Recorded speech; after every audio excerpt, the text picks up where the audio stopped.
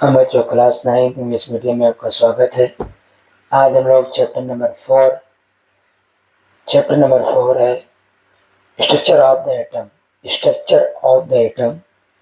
इसमें कुछ answer question की बात करने चल रहे हैं हम लोग। आप जिससे अच्छे से कॉपी में नोट कर लेना। ये आपको दिखा रहा हूँ, यहाँ से क्वेश्चन स्टार्ट होता है। आपको देखिए यहाँ से, ठीक है। क्वेश्चन आपका स्टार्ट होता है, यहाँ मैंने आपको टिक कर रखा है। यहाँ बढ़िया से आप क्वेश्चन को जूम कर लें और खूब अच्छे से देखें, ठीक है। आपको क्वेश्चन दे दिया है। पहला क्वेश्चन है describe neutron, what are its physical properties. इसके बारे में अच्छे से आप लिख लेना, दिखाई दे रहा होगा। फिर उसके बाद क्वेश्चन नंबर 2 आपके सामने है, जिसमें लिखा describe the structure of the nucleus. और उसके बाद क्वेश्चन नंबर 3 है what do you mean by atomic number. Atomic number क्या होता है। फिर आपको होता है एक मास नंबर आता है, इसे भी आपको भी लिखना है, समझना है, खूब अच्छे से तैयारी अपनी करना है। क्लास 9 इंग्लिश मीडियम के बच्चों के लिए बहुत बेनिफिट है आंसर क्वेश्चन। जिनके पास किताब नहीं है वो आराम से देख करके अपने नोट्स को बना करके तैयारी कर सकते हैं, ठीक है।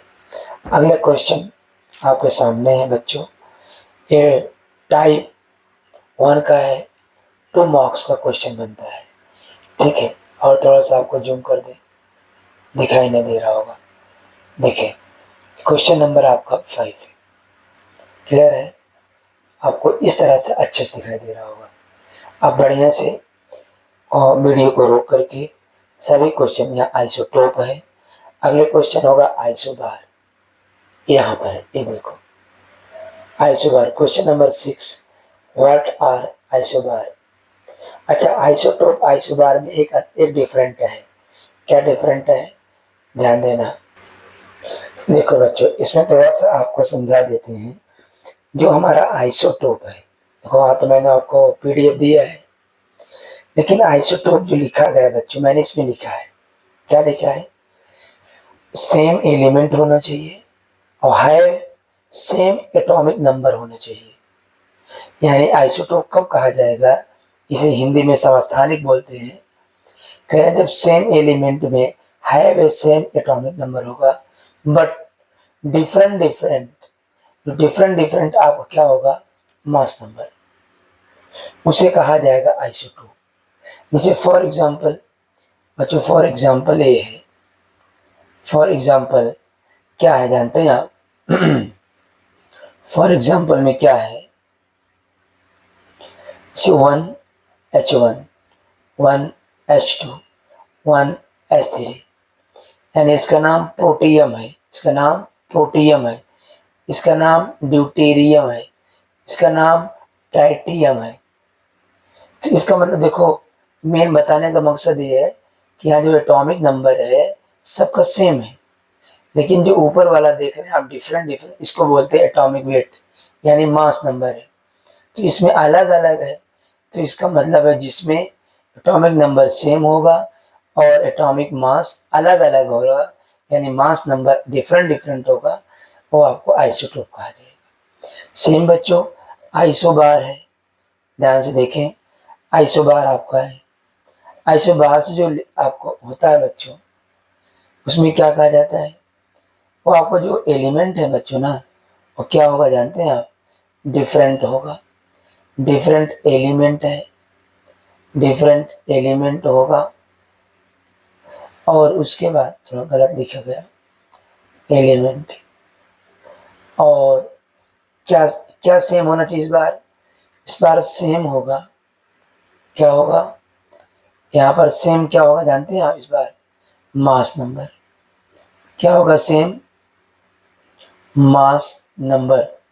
बट डिफरेंट कौन होगा इस बार डिफरेंट कौन होगा, आपको होगा एटॉमिक नंबर। कौन होगा, एटॉमिक नंबर। इसको आप ध्यान से देखिएगा, जहाँ आपका डिफरेंट एलिमेंट में है सेम मास नंबर होगा, बट डिफरेंट एटॉमिक नंबर होगा बच्चों, उसे आइसोबार कहा जाएगा। जैसे हमारे पास कौन कौन लोग हैं जानते हैं आप? हमारे पास जैसे कार्बन है, ऑक्सीजन है, और सॉरी, हाँ कौन सा है, एक आर्गन आया था, कहाँ गया, एग्जाम्पल में दिया होगा, हाँ आर्गन है। दूसरा हमारा एक नंबर और है, क्या नाम उसका है, क्लो आर्गन, हाँ आर्गन दो हमारे पास है। एक का एटॉमिक नंबर आपका 20 है और दूसरे का 18 है, बट एटॉमिक वेट उसका क्या होगा आपको दिख नहीं हो रहा, क्या लिख देते हैं। एक आर्गन है, आर्गन का जो एटॉमिक नंबर है वो कितना है जानते हैं? 20 है, बट इसका एटॉमिक वेट कितना है? 40 है। और एक आपका और है, उसका नाम कैल्शियम है, याद आ गया, कैल्शियम है, जिसका एटॉमिक नंबर 20 माना जाता है, बट इसका जो सॉरी एटॉमिक नंबर इसका 18 माना जाता है, और जो इसका एटॉमिक वेट होगा वो आपको कितना होगा?